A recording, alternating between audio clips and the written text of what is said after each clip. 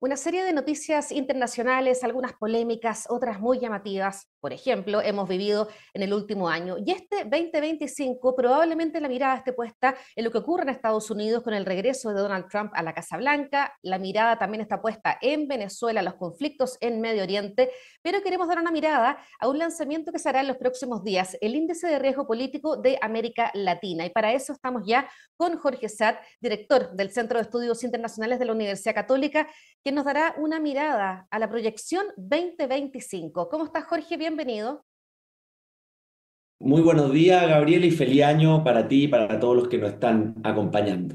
Igualmente para ti.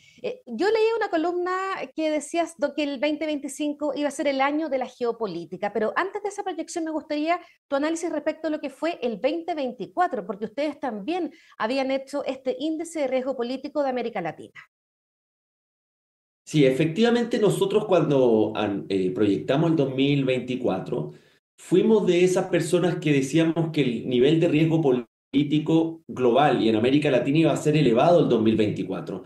Algunos pensaban que después de la pandemia, después de algunos eventos que habían sucedido a nivel global, iba a ser un año más tranquilo, pero la verdad que si tú haces un balance el año pasado, los conflictos bélicos siguieron abiertos y con un riesgo de escalada mayor.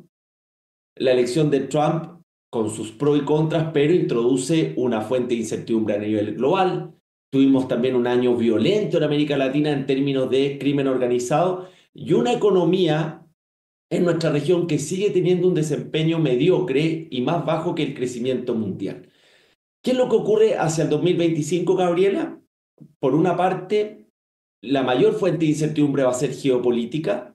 No sabemos si el Trump 2.0, cuánto de lo que ha dicho son meras declaraciones y cuánto van a ser acciones concretas. Él ya tiene la experiencia de su primer mandato. La guerra de Rusia en Ucrania ya es una guerra de lo que se llama de trincheras, parte del paisaje global, no se ve aún un camino de salida. Tenemos el conflicto en Medio Oriente, todo lo que ha sido esta verdadera masacre humana en Gaza, pero con un riesgo de que haya una escalada, qué es lo que va a ocurrir con Irán, cuál va a ser el rol de Arabia Saudita, cómo se reconfigura Siria, entre otros. Y tenemos esto que yo llamo el conflicto estructural entre China y Estados Unidos, que es esa rivalidad estratégica muy sintomática de este siglo XXI. Quedémonos específicamente con lo que será, podría ser el regreso de Donald Trump a la Casa Blanca. Nombraba ahí China, hay que también mirar lo que pueda pasar con México, hay temas de drogas, temas de inmigración, son varias las aristas.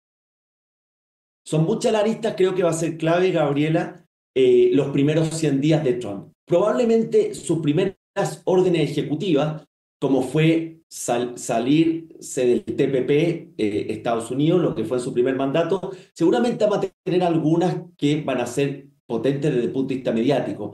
Quizá alguna orden ejecutiva en deportaciones masivas, un plan de cómo ir elevando aranceles con China, que ya están en niveles bastante elevados, y algunas medidas de ese tipo. Creo que lo que hay que mirar con Trump desde el punto de vista de la política exterior, primero su rivalidad con China, que fíjate, Gabriela, que las políticas arancelarias que se inician en la guerra comercial no variaron mayormente en la administración de Biden. El riesgo hoy día es la introducción de nuevos aranceles que lleven a un 60% en el intercambio comercial de ambos países. Luego tenemos la situación de México. América Latina hay que distinguir entre México y el resto de América Latina.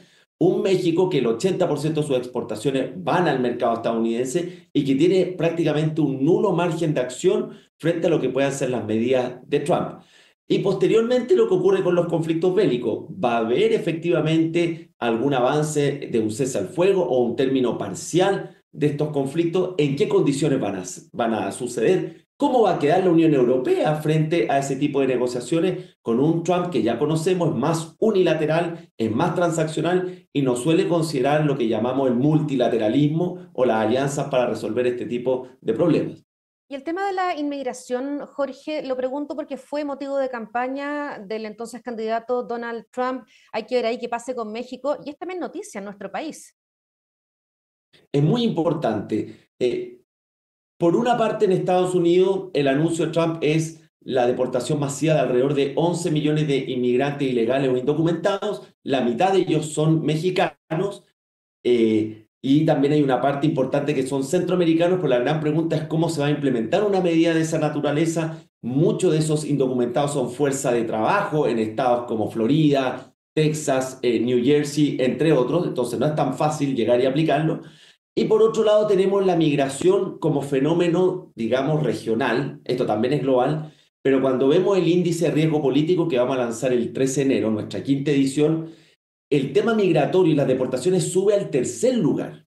Es una de las sorpresas que tenemos nosotros en el índice 2025, porque el año anterior estaba en quinto lugar y en general estaba en puestos un poquito más abajo. Ahora sube a este tercer lugar y se transforma en un riesgo político solamente superado por el crimen organizado y lo que llamamos nosotros la corrupción estructural. Crimen organizado que sigue siendo uno de los mayores riesgos políticos de América Latina, que se proyecta para el 2025 pensando en lo que ha pasado, por ejemplo, con Bukele. También hay información respecto a América Latina que está bien revuelta. Bueno, había una columna que había escrito usted que dice que América Latina en pañales. Sí, a ver, el crimen organizado es uno de estos problemas complejos que enfrenta la región, que además es un tema transnacional. El crimen organizado se ha profesionalizado, ya no está solamente en el narcotráfico, está en actividades como la minería ilegal, la tala de bosque, la trata de personas que se aprovecha de la migración y está también muy integrado. Hay grandes carteles mexicanos, colombianos, que hoy día, venezolanos que se han desplegado, como sabemos, en distintos países, incluso los países que tenían mejores niveles de percepción de seguridad como Chile y el propio Uruguay. Este tema requiere una mínima coordinación regional, requiere un control más estricto de la frontera, pero la verdad las cosas, y esa columna que yo hablaba de América Latina en pañales, no hay un mayor ánimo hoy día de los gobernantes de nuestra región de diálogo, de coordinación, más bien ha sido la tónica de los insultos, la tónica de las declaraciones, un poco el sálvese quien pueda, y estos problemas no pueden tener una solución solamente un país, requiere una coordinación más regional. Ahora, eso es Sí, sí, no, eso, termino la idea, sí. eso Gabriela, después podemos profundizar en una América Latina que va a tener elecciones importantes este año y también el primer semestre del próximo año que puede generar una reconfiguración política en nuestra región. A ver, vamos con, cuando habla de este cruce de declaraciones, me imagino que hace referencia a lo que ha pasado con el presidente Javier Milei y el mandatario chileno Gabriel Boric. ¿Cómo ha visto Argentina este 2024 y la proyección para el próximo año?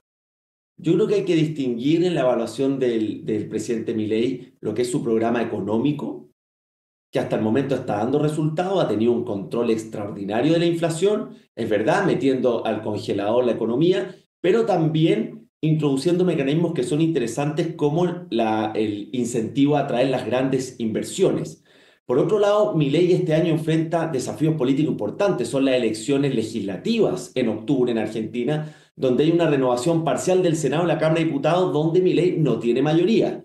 Algunos se preguntan cómo ha aplicado las medidas hoy día básicamente por decretos, pero Los estos decretos decretos, no se pueden claro. utilizar eternamente. Entonces ahí hay un desafío político importante porque una de las medidas pendientes de Milei es retirar el cepo cambiario, que es este control monetario, por eso le puede generar una nueva presión inflacionaria y eso va a tener efectos políticos. Entonces, el programa económico de Milei es interesante además porque está proponiendo ideas que son contrarias a esta tendencia al mainstream que estamos acostumbrados en América Latina. Pero la parte, digamos, de relaciones internacionales, de política exterior, creo que ha abusado del insulto, creo que no fue positivo el episodio con Chile, de ninguna manera lo que ocurrió con la conmemoración de los 40 años del Tratado de Paz y Amistad, que podría haber sido una guerra de alta intensidad entre los dos países. Entonces, esa parte yo soy bastante crítico. Pero si tú te fijas, Gabriela, esto es una tendencia mucho más general. Petro en Colombia también ha abusado de alguna descalificación, o se ha transformado en un comentarista político. Bukele lo mismo en El Salvador, López Obrador en su momento en México. Entonces tenemos esta tendencia que reditúa políticamente a corto plazo, que este insulto, que es levantar la moral, animar a la base partidaria, pero al final del día eso no contribuye en nada en un mayor diálogo americano, latinoamericano, tampoco en solucionar estos problemas complejos, ni menos convertir a la región en un actor un poquito más relevante en las grandes discusiones globales, porque hoy día estamos en una irrelevancia general. Y ahí uno se pregunta si finalmente Donald Trump en su regreso a la Casa Blanca va a mirar o no a América Latina. Su cercanía mayor ha sido con el presidente Milei. Sí, yo soy escéptico con Estados Unidos en general porque los últimos gobiernos no ha sido la prioridad política exterior América Latina, dejando de lado obviamente a México, pero uno podría decir que ideológicamente va a haber un cuadro con Trump, Bukele, Milei. Hoy día el presidente de Paraguay también está muy interesado en atraer o fortalecer la relación con Estados Unidos, pero creo que eso son más bien cosas simbólicas e ideológicas más que de acciones concretas. Luego tenemos lo que pueda ocurrir con Trump, que no va a partir con los países de nuestro, digamos, del Cono Sur, con los aranceles como una herramienta de presión o negociación política. ¿Y dónde deberá mirar con atención América Latina y Chile? La rivalidad con China, porque China hoy en América Latina es muy distinta a la China hace 20 años, no solamente desde el punto de vista del intercambio comercial, ahí Estados Unidos no tiene mayor preocupación, sino en la inversión que está teniendo China en sectores estratégicos. Por Sí, ejemplo, lo que ocurrió con el canal de Panamá. sí, bueno, toda la polémica ahí que dejó lanzada la frase del presidente Trump, aunque en todo caso el presidente Trump puede decir una cosa, pero ya cuando llega a la Casa Blanca puede ser otra muy distinta, impredecible totalmente. Me quería quedar en América Latina, algo nombrabas de la época de elecciones que se viene y cuáles podrían ser los cambios que puede vivir.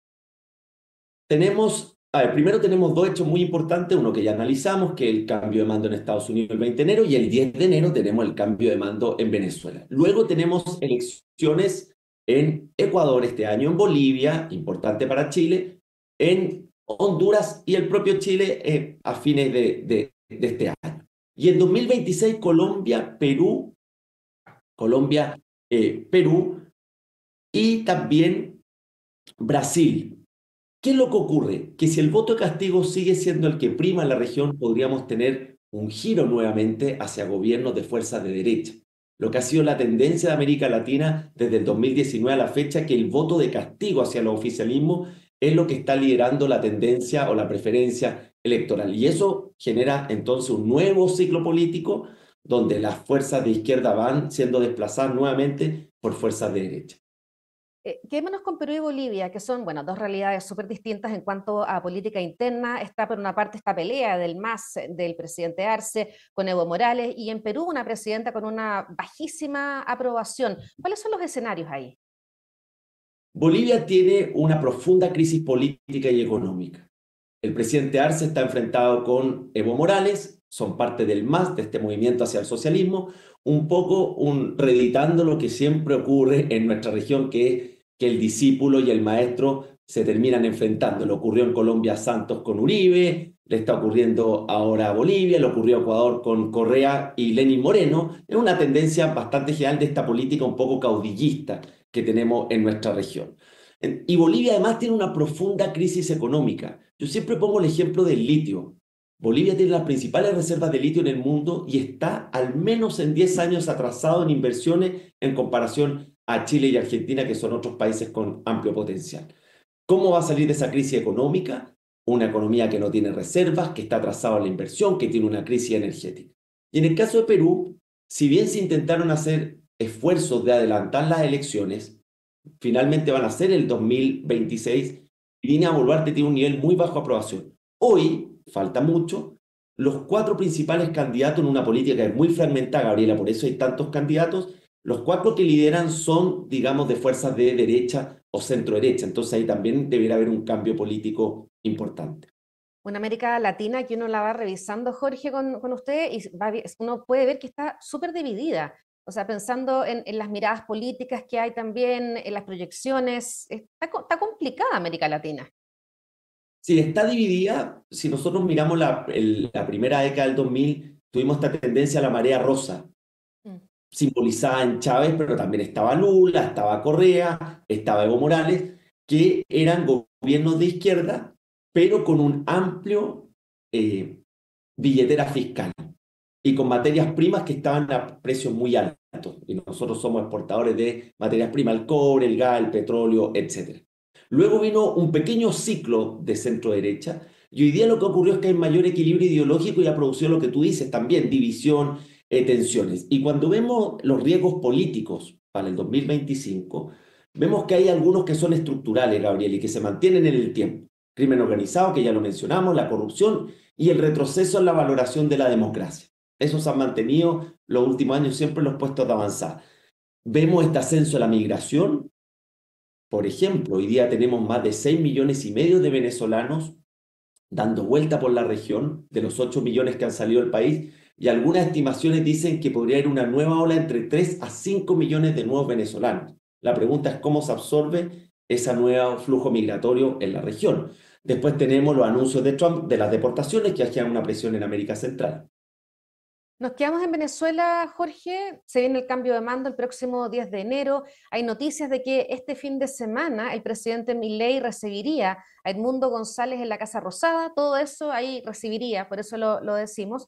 ¿Qué podría pasar? Y el papel de María Corina Machado, además, allá en Venezuela. Un total misterio, porque se ha especulado mucho en torno a lo que va a pasar el 10 de enero.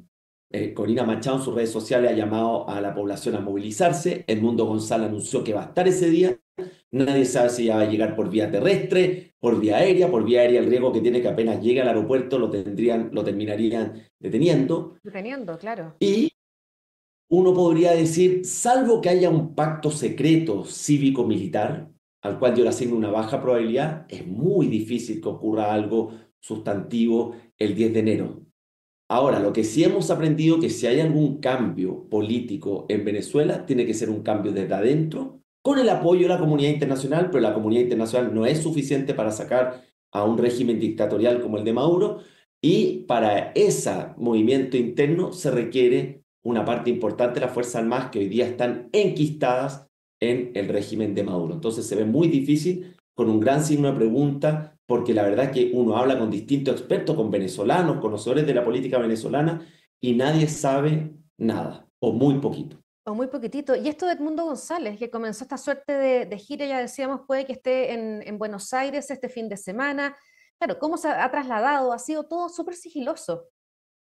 Muy sigiloso, incluso se dice que el expresidente Andrés Pastrana de Colombia también quiere llevar un grupo. Ahora ya vimos lo que ocurrió en la elección cuando un grupo de líderes políticos, exgobernantes fueron a Venezuela, fueron retenidos inmediatamente, ese avión tuvo que regresar a su lugar de origen.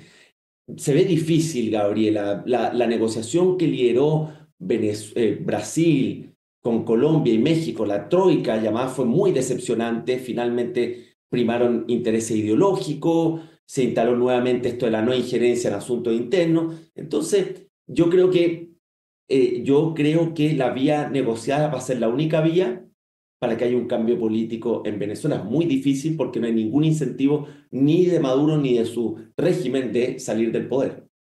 Por último, me gustaría dar una mirada a lo que ha pasado con Brasil, la proyección 2025, el papel de Lula da Silva, está con una inflación, digo, creciente ese país, pero una imagen de Lula da Silva que partió como un superpoderoso, por así decirlo, pero algo que tal vez se ha ido disminuyendo con el paso de los años. Efectivamente, Lula ya podríamos decir casi 3.0 con toda la experiencia más que vivió política. Hoy es un Lula y un Brasil que mira al mundo más que América Latina. Aspira a ser este G8, esta octava economía mundial, luego que desplazó a Italia, es la última cifra. Y si tú te fijas, todo su discurso política exterior tiene más bien un ánimo global, no ese ánimo regional como el gran actor que tenemos en nuestro hemisferio, que es Brasil. Por lo tanto, no veo un Lula con interés de asumir algún tipo de liderazgo a nivel regional. Lo veo con esta vocación global, con una economía que está complicada, con reformas que quiere llevar adelante que se le están haciendo difíciles en el Congreso, y que en consecuencia las probabilidades de que haya un cambio político en Brasil en 2026 van en aumento, si es que Lula no es capaz de sacar adelante la reforma y también poder apuntalar la economía, que está muy complicada también en Brasil. Bueno, está súper interesante todo lo que está ocurriendo en América Latina, las proyecciones, y por eso vamos a estar siguiendo bien de cerca lo que sea el lanzamiento de este índice de riesgo político de América Latina. Jorge Satt, muchas gracias por haber conversado con nosotros. Muchas gracias, Gabriela, por la invitación y que tengan todo un muy buen fin de semana. Igualmente. Y ustedes quedan invitados a quedarse con nosotros a través de emol.com.